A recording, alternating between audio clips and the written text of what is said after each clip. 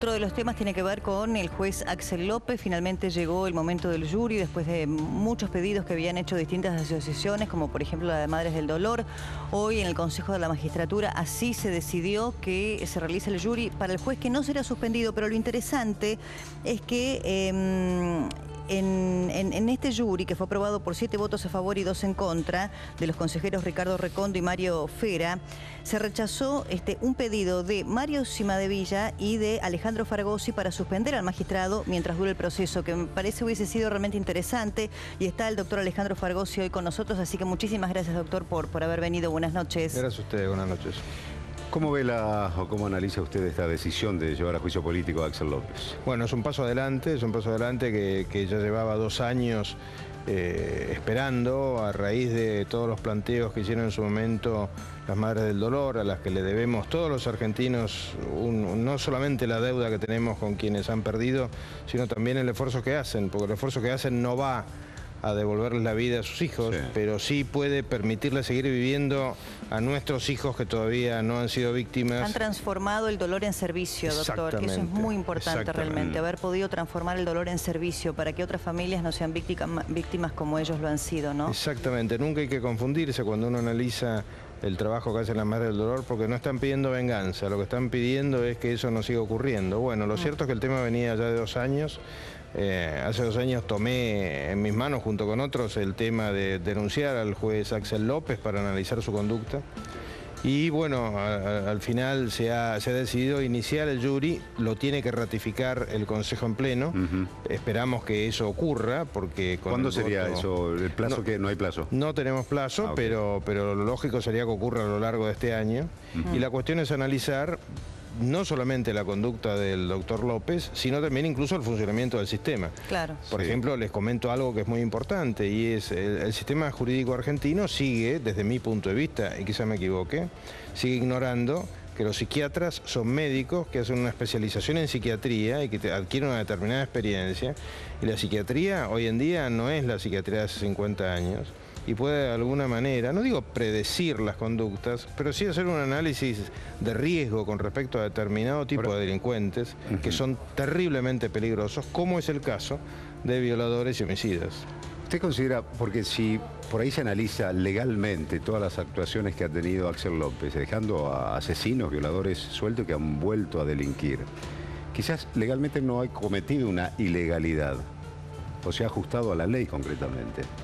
¿O no es así? No, yo creo, en lo personal creo que no. Creo que ¿por qué uno tiene...? ¿O ha extrapolado lo que dice la ley, la ha estirado hacia su pensamiento y su forma de...? ¿Por qué motivo tenemos jueces y no computadoras? O sea, si el tema fuese solamente la interpretación mecánica de lo que dice un texto, esto lo hace una computadora, como hay traductores simultáneos en Internet. La necesidad de un juez es porque el juez tiene que aplicar un criterio de prudencia, un criterio de equilibrio, y en el caso concreto que trajo a Axel López por 2ª vez a juicio, porque la primera había sido por el caso de Soledad Barnia, en este caso fue por Tatiana Kolotziev, el caso concreto fue porque evaluó, o digamos, dejó de lado un análisis psiquiátrico que claramente establecía determinados riesgos, porque priorizó otros análisis. Y ahí está parte de la clave del problema. ¿Actuó bien o actuó mal? La cuestión no es meterse con el fondo de las sentencias. El Consejo tiene prohibido meterse con el fondo de las sentencias porque no somos el comisario político de un juez. La cuestión es el procedimiento, el rigor, digamos así, técnico-jurídico y de prudencia del juez. ¿Fue correcto o fue incorrecto? Bueno, en ese caso usted dice no hubo prudencia. Digo, la consecuencia le puede dar rápidamente una respuesta. Si hubo un crimen, si se perdió una vida como consecuencia de la decisión de un juez, ya solamente la consecuencia usted le da una respuesta muy contundente, ¿no? Exactamente. Ahora, doctor, ¿usted le podría explicar a la audiencia para digamos, tomar dimensión de la gravedad de los hechos que se van a poner en tela de juicio con el jury al doctor López? ¿Cuáles son estos casos? Por ejemplo, ¿por qué asesinaron a Soledad Barnia? ¿Por qué a Tatiana Kolotziev? ¿Por qué del caso Bañato, de los casos que están en este momento en cuestión? Sí, son todas liberaciones, antes del cumplimiento de la sentencia, que está previsto por la ley que se libere a un condenado antes de que termine de cumplir su sentencia, cuando se considera que se ha resocializado. Pero uno no puede caer en teorías, digamos, abstractas, porque incluso, para que se den una idea, en Alemania más del 40% de los presos no se resociabiliza. hay gente mala en términos de lenguaje común. Se lo llama psicopatías. Bueno, o sea que no son recuperables. No son los violadores, recuperables. ya está más que probado que es altísimo el nivel de reincidencia. Exactamente. Estos fueron 2 casos de violadores que fueron liberados a pedido del violador, naturalmente, de su defensa. Fueron liberados por el doctor López, y en un caso que fue el de Soledad Barña, intentó violarla, no lo logró, la mató, y en el otro caso que fue el de Tatiana Korolsiev, la violó, la torturó y la mató.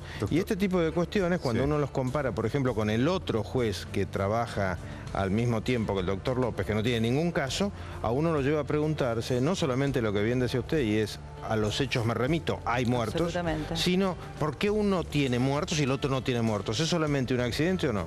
En cualquier caso, la investigación no implica la condena. El doctor López tiene todas las posibilidades de explicar por qué actuó como actuó y de demostrar que actuó bien. No se lo está condenando anticipadamente, se lo está investigando a fondo, que es un poco lo que necesita la Argentina. Investigación. Usted lo refería también, dice, amén de la actuación de particular, en este caso de Axel López, también a ver qué está pasando con el sistema. Sí. Y en el sistema creo que uno de los descargos que hizo López en su momento, diciendo como que estaba desbordado de la enorme cantidad de causas que tenía para resolver.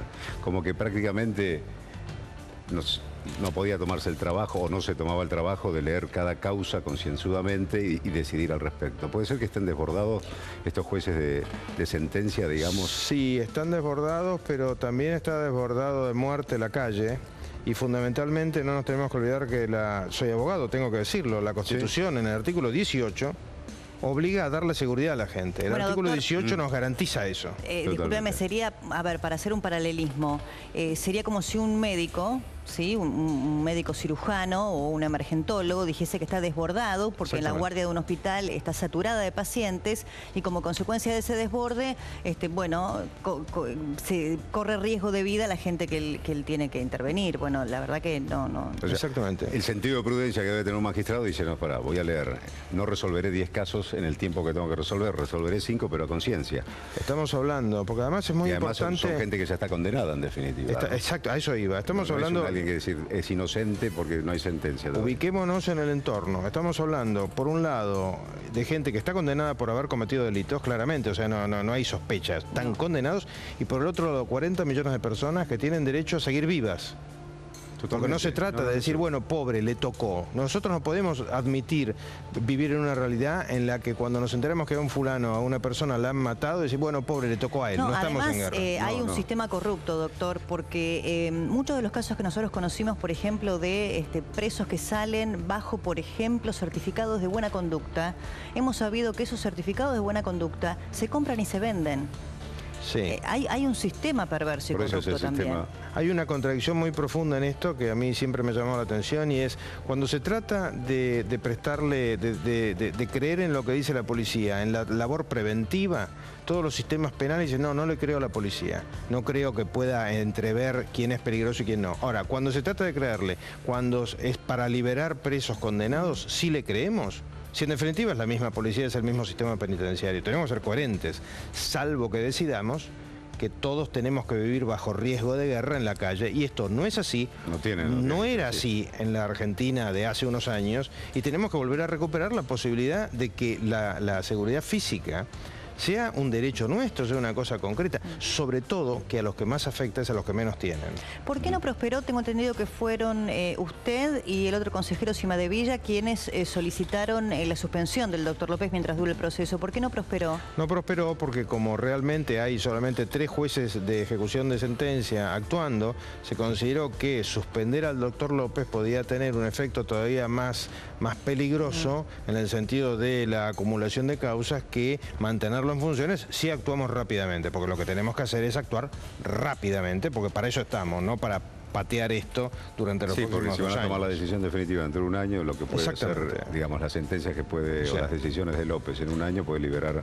Hay vidas en riesgo, hay gente que se está muriendo. Es muy importante recordar que acá hay muertos, hay personas violadas. Claro, o sea, todo esto es demasiado serio para considerar que es un problema más. No es un problema más, es el problema. 3 jueces de sentencia.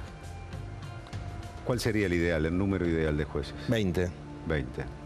20. Tenemos que duplicar la cantidad de jueces que dedican a la seguridad. O sea, ¿qué es lo que nos está yendo mal en el sistema penal argentino? Presupuesto por eso. Claro, porque el presupuesto se va... Nosotros tenemos... vamos a un ejemplo que no tiene que ver con los jueces de sentencia. Sí. Vamos a un ejemplo que todavía es más choqueante para buena parte de la población. Los camiones de droga entran claramente por las fronteras del norte sin ningún problema. Ahora, eso sí, usted pasa por Ezeiza y tiene 20 personas viendo si entró o no un teléfono móvil. El Estado no es que no tenga los fondos, no es que no tenga la gente, es que están mal distribuidos. Corrijámoslo, no critiquemos, corrijámoslo. Entonces, por ejemplo, los fondos que se destinan a áreas que son opinables, no voy a entrar a analizar cuáles acá, no tenemos el tiempo, dediquémoslo a potenciar el sistema penal tanto en lo preventivo como en lo punitivo. Sí, la prioridad sin duda es lo que tiene que ver con la vida y la muerte de los ciudadanos. Para tomar dimensión de la importancia y la gravedad que tiene las acciones que eventualmente ha tomado el doctor López y lo que puede devenir del jury de enjuiciamiento, me parece importante lo que usted decía. Acá hay casos concretos, porque yo no me canso de recordar cada vez que entrevistamos a la familia de Soledad Barnia, que Soledad era una chica que vivía en un edificio coexistentemente con su asesino, sin saber la familia y ella misma, que todos los días saludaba a una persona cuando llegaba a su casa, que era un violador condenado, que había sido beneficiado por el doctor López y que terminó matándola. Y en el caso de Tatiana Kolodziejczak en Chaco, tomó un remis sin saber que quien manejaba ese remis era el mismo hombre que se dedicaba a la misma actividad de remisero en otra provincia argentina, porque cuando cambia de jurisdicción nadie pregunta nada. Exactamente. Y no solamente volvió a delinquir, sino que pudo volver a trabajar de remisero, que era, digamos, el modus operandi que tenía este hombre para cooptar a sus víctimas. Esa es la gravedad de la situación. Inadmisible. Es inadmisible. Realmente. Nosotros tenemos, en ese aspecto hay una especie, a veces pienso, es como que la mayoría de nosotros creemos que no nos va a pasar, y sí nos puede pasar. Hoy en la sesión veía, como he visto en tantas reuniones, a todo este grupo de padres y madres, de gente que no debió morir. Y realmente es conmovedor, porque uno teoriza, uno está hablando en abstracto. Esta gente tiene hijos muertos, tiene nietos que no van a nacer. Tiene nietos que no van a nacer porque mataron a sus hijos. Y acá no se trata de si estamos hablando, tocando con golpes bajos el corazón o no. Es la realidad. Nosotros no podemos permitir que la mayor parte de la población argentina considere haber tenido suerte el estar viva hoy a la noche. Y ¿sabe qué? Lo que a mí me llama la atención, que estas familias han perdido a sus seres queridos, no como consecuencia del accionar directo de un delincuente, sino como consecuencia de la decisión de un juez que firmó una autorización. Porque si esta lapicera no hubiese funcionado en la mano de ese juez, quienes mataron a sus hijos o sus seres queridos hubiesen estado presos, porque así estaban tiempo atrás. Doctor, 3 jueces de sentencia. Todas las complicaciones para Axel López. Con respecto a los otros 2 jueces de sentencia. Uno es muy nuevo, que todavía no tiene estadísticas, y el otro, que tiene más o menos la antigüedad del doctor López, nunca tuvo un problema. Nunca tuvo un problema. No. No sé si es suerte, no importa. Por eso repito, no estamos condenando al doctor López, estamos investigándolo. ¿Cómo se puede explicar la dilación de 2 años? Porque yo me acuerdo muchas veces estar cubriendo esta misma noticia y estar con expectativas junto con las madres del dolor y con muchos abogados que trabajan con ellas, esperando la decisión del Consejo de la Magistratura y que fracase, que no prospere por cuestiones técnico-jurídicas. ¿Por qué sucedió esto durante 2 años? ¿Qué es lo que faltaba? ¿Qué es lo que no se podía encontrar técnicamente para llevarlo el doctor López a jury?